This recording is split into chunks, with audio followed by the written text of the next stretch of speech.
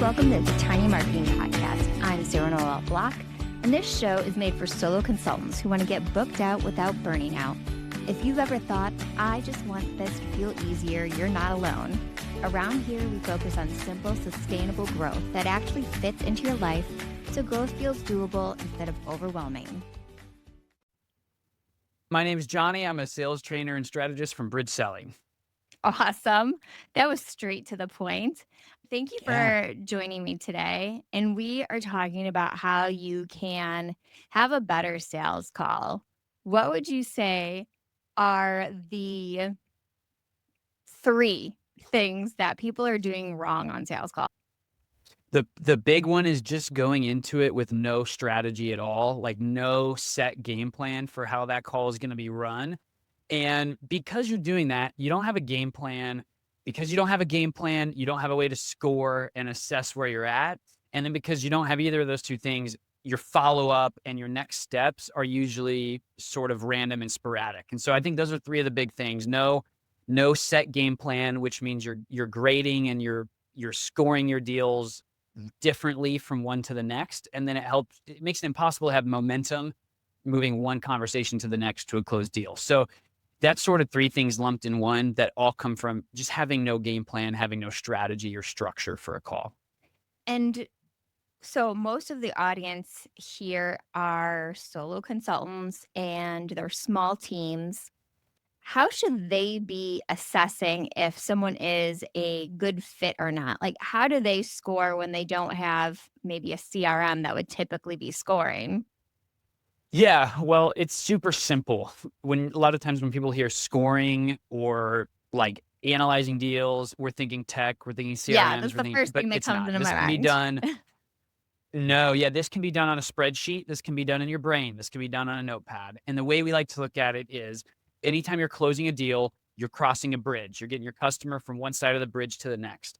And the way we approach it is across that bridge, there are 6 different steps. And how we score a deal is whether or not that deal, that buyer, how they got through those 6 steps. And so part of that is what we call the bridge score. Mhm. And the way you should be looking at whether or not someone's a qualified buyer, and it's different for everybody because we all sell different things to different people, but the 4 main ways to look at it. 1, do they have a problem that you can solve? So the first thing we look at is, do they genuinely have the right problem for you to solve? The next is, do they have the authority and the budget to make the buying decisions? So are you talking to someone, if you're selling, especially in B2B or larger B2B, oftentimes you won't be speaking to the decision maker, but if you're a solopreneur and you have smaller offers, likely you're speaking to the decision maker. So that's just something to keep in mind. The third piece is, does their timeline align with yours? So do you have capacity for now or later? And does that line up with the buyer? And the fourth thing is, what is the likelihood that that buyer is going to be a raving fan or a huge success story? So be thinking of it in those 4 categories. Does this person have a problem you can solve? Do they have the budget to pay full price and make that decision? Do they have the timeline that works with yours? And are they likely to be a success story? So that could be easy enough done like if you have a Google Doc and you just have a checklist on there where every time you Yeah. have a sales call, maybe you have your little spiel on there or at least the questions that you want answered. And then you can have that checklist. Do they hit these? And that can be Great a idea. way to score. Most of those things can be sussed out on an intake form. A lot of them can be. So you can have a really good idea even coming into a call. Does this person check those boxes or not? And even in conversation with someone, you can be really honest and say, hey, as we dive in, the best fit for this program or for this offer is this, and give them a bit of a rundown, save everybody's time by being clear like that. Yeah, that's such a good idea to like bring to the forefront is allow people to self-identify in or out from the beginning. That makes it so much easier and saves everybody a lot of time. Okay, so when I think about like we need to score, and so we need to score, we need to find out this information about someone. I automatically think either we have like a beat sheet that we're trying to hit or a template or a script. So what are your thoughts on And that? Yeah, you don't wanna have to follow a script. You shouldn't have to follow a script typically. What I like to think of is what we call magic pivots. So there are different checkpoints and different steps in a sales call.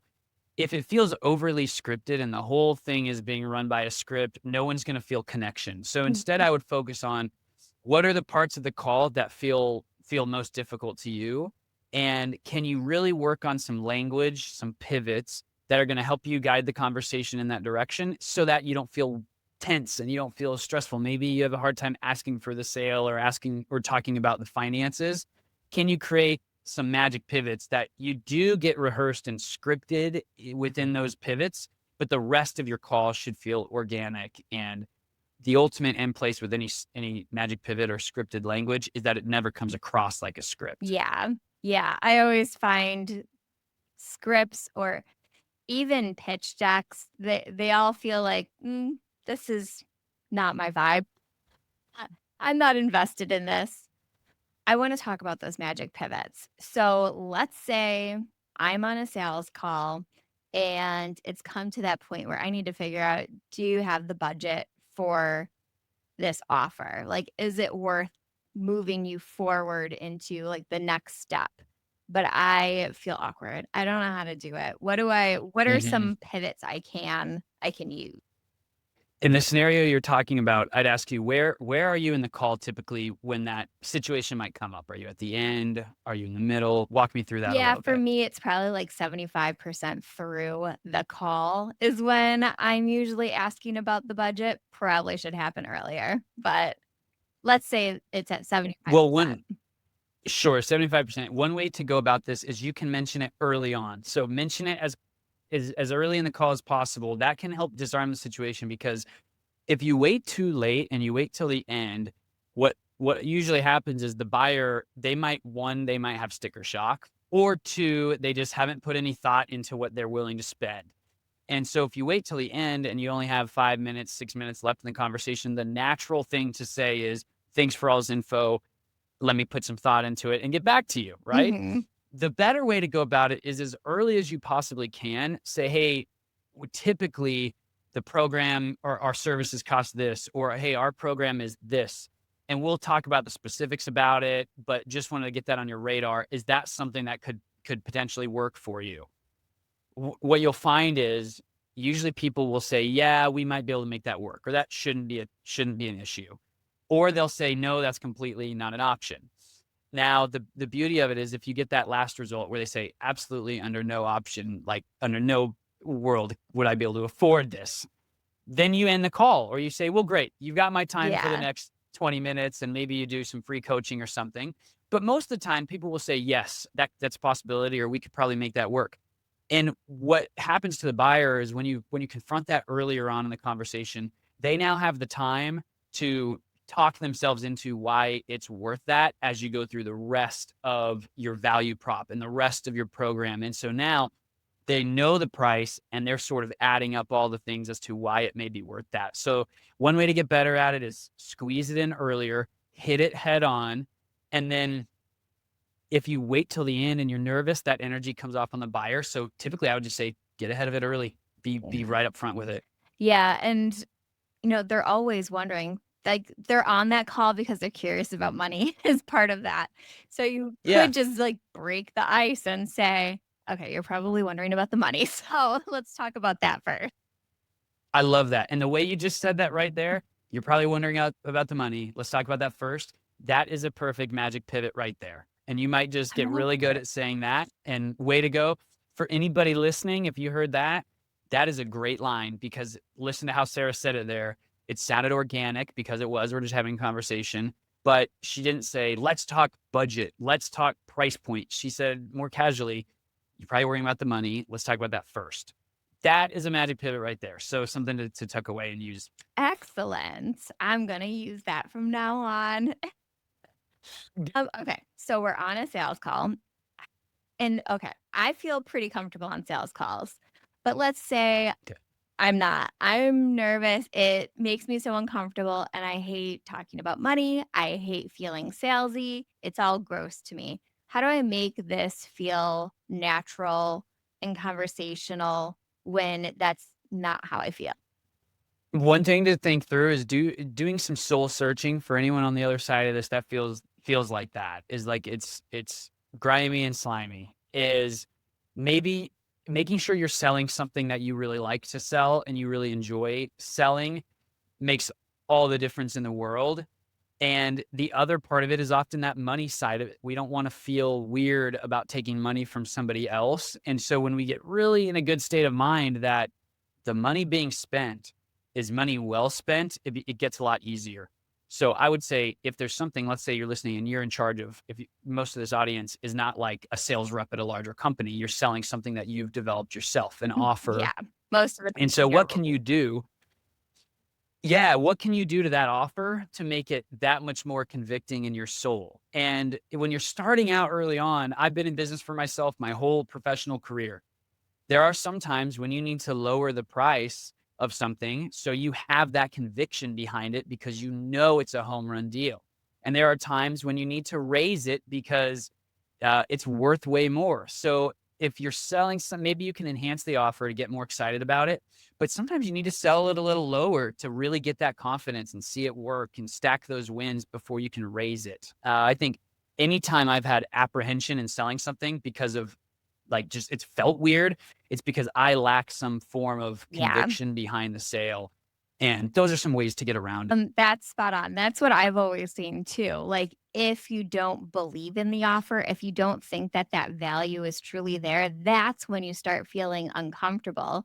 So, looking at the price, that's where you can start because it's usually like, I feel like I'm robbing them, or you have a Yeah. hard time on the other end where you're like, I feel like I'm giving this away at this price point. So it's like, I Mhm. don't even want to bother. Like, those are the two extremes that I'm Mhm. constantly seeing where when I'm really comfortable selling an offer, it's usually it falls into I feel like they're getting way more value than they're paying for, but in, like, a good way. Like, it's not taking advantage of me, Yeah.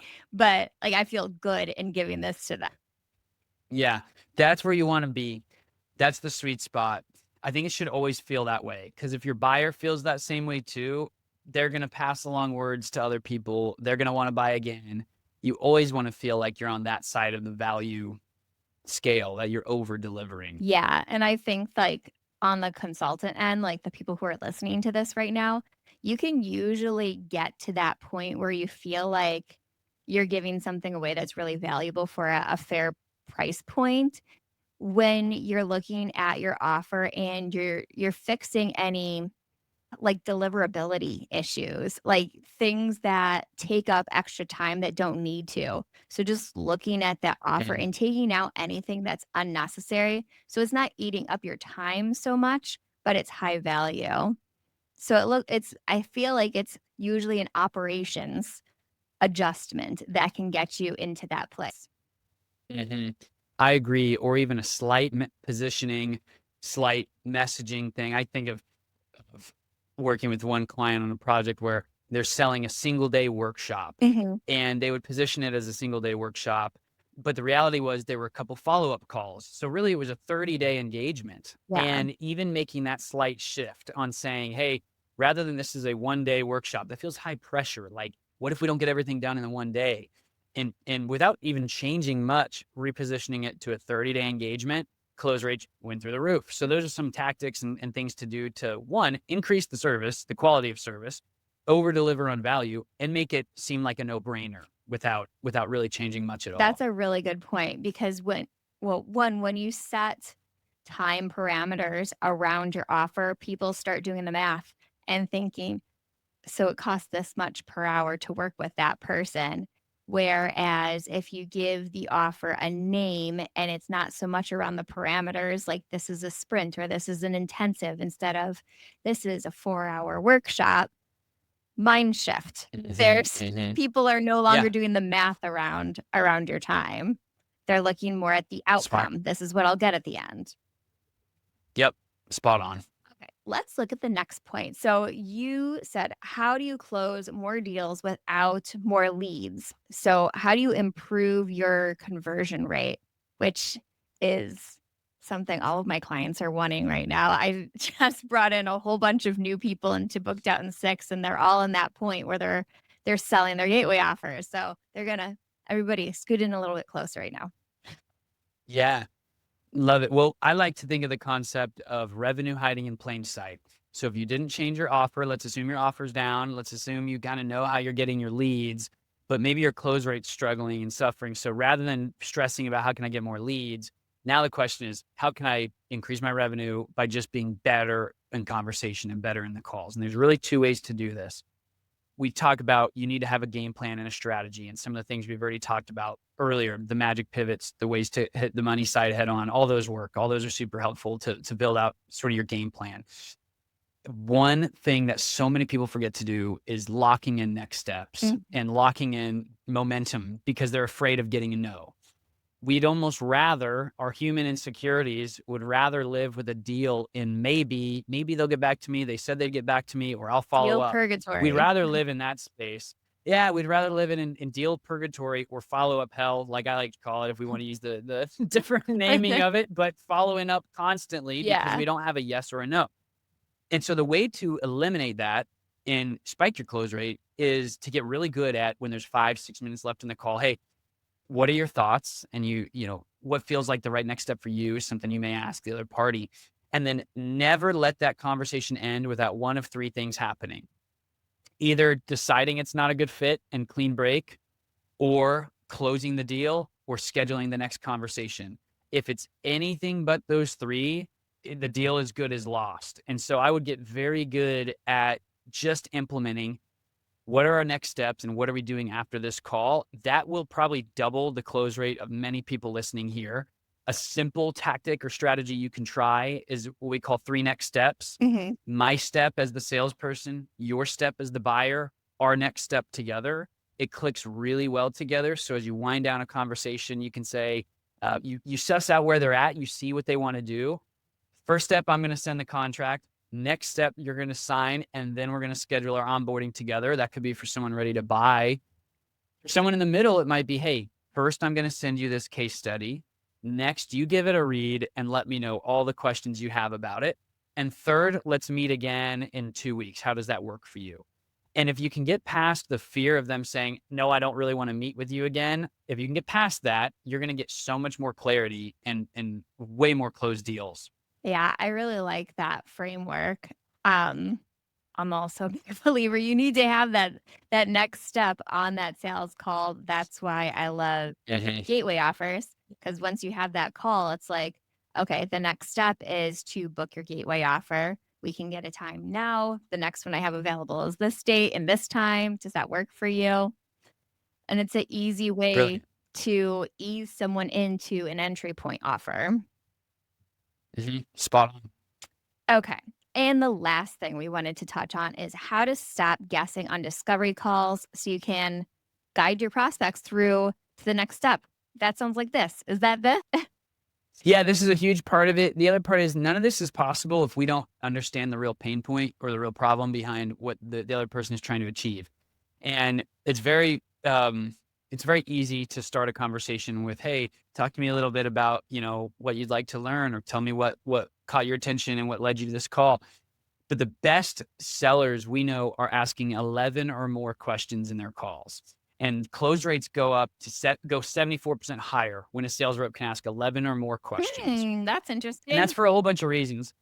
Yeah, and if we really think through that, is why is that? It's because people are getting to real pain points by 11 questions. Yeah. You may not need to ask all 11 questions, but if we're thinking about how can we uncover pain points, that makes our positioning of our service, our 3-step plan at the end, it's all relevant to a pain point rather than trying to figure something out and hoping and making, hoping it works out. So really, you can't guide anyone to the next step unless you have a very, very clear idea of the pain point and you've repeated it back to them. And you've said, hey, based on what you've told me, what I've got here is this. This is your situation. This is the outcome it's creating. This is what's at stake if you don't do anything about it.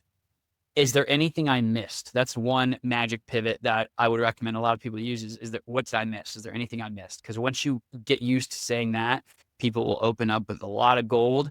And between all the different tactics we've talked about today, you should have enough to guide forward in the next step. And don't be afraid to tell someone it's not a good fit. I think that's another really important thing. Yeah, I like that. Actually reminds me of when I was just interviewing people for content. Is there anything that I should know that I haven't asked you before? Is like a perfect question that you could Eh, ask on a sales call. yeah, use that one. Yeah, I will. I'll take that over from my article writing days.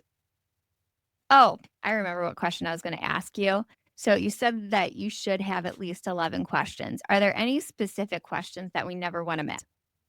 What I always lean on, or what I think everyone who's selling anything should lean on, is what I call cheat code questions, which are really clarifying questions. There's 3 of them. Why is that? Can you tell me more about that? And can you go a little bit deeper on that, right? Just going the same question. There's 3 different variations. And you can ask those questions over and over again. You could ask, can you tell me more about that? 3 or 4 times in different ways to get to your 11 questions. So what for sure, you want to ask, like, what's the surface level reason we're having this conversation? What, tell me a little bit about your situation. Beyond that, you want to ask something timing related. So why now? Why are you interested in this process now? Or what led you to book this call now, as opposed to 6 months ago or 3 weeks ago or the future? And that's a really important one, because that will help you fill in the gaps of your next steps at the end of a conversation. If you're not sure where to lead them next, timing will help fill in all those gaps. So don't forget your cheat code questions, and don't forget to ask about timing. Okay, that's perfect. Now, for anybody who wants to go deeper with you, you have a books. Fix Your Broken Sales Yep. Call right here. And can you tell me a little bit more about that? And we'll have the link in the show notes too.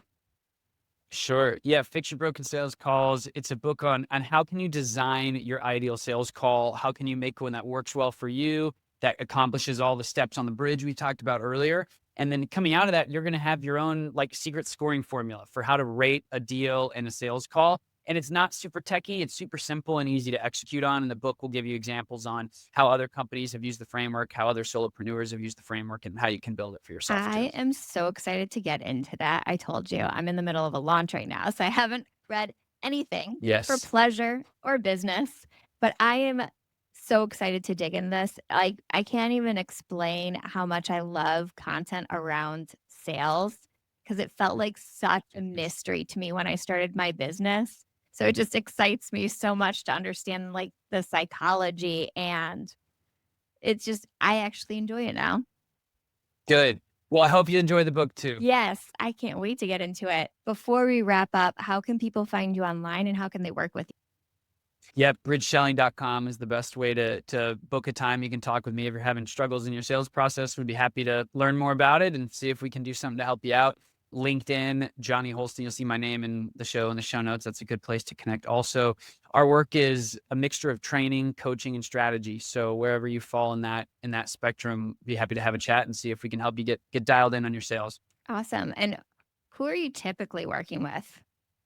We're working with sales teams, so a mixture of people who have larger sales teams where maybe they need to level up the skills of their people, but we also do have options for solopreneur and small businesses. If you want to do a workshop that's maybe half a day or a full day, or 30-day engagement like we talked about earlier with the couple check-ins after that workshop, we can help you too. Just let us know what situation you're in, and we're happy to have a chat either way and point you somewhere else if we can't help. Yeah, awesome. I needed to know because I talk to so many people and they're always asking for referrals. So that's why I was asking. Yeah. Awesome. Thank Yep. The you. most important thing is, you've got to know what you're selling, and you've got to have your lead flow figured out. Yeah, that makes sense. Thank you.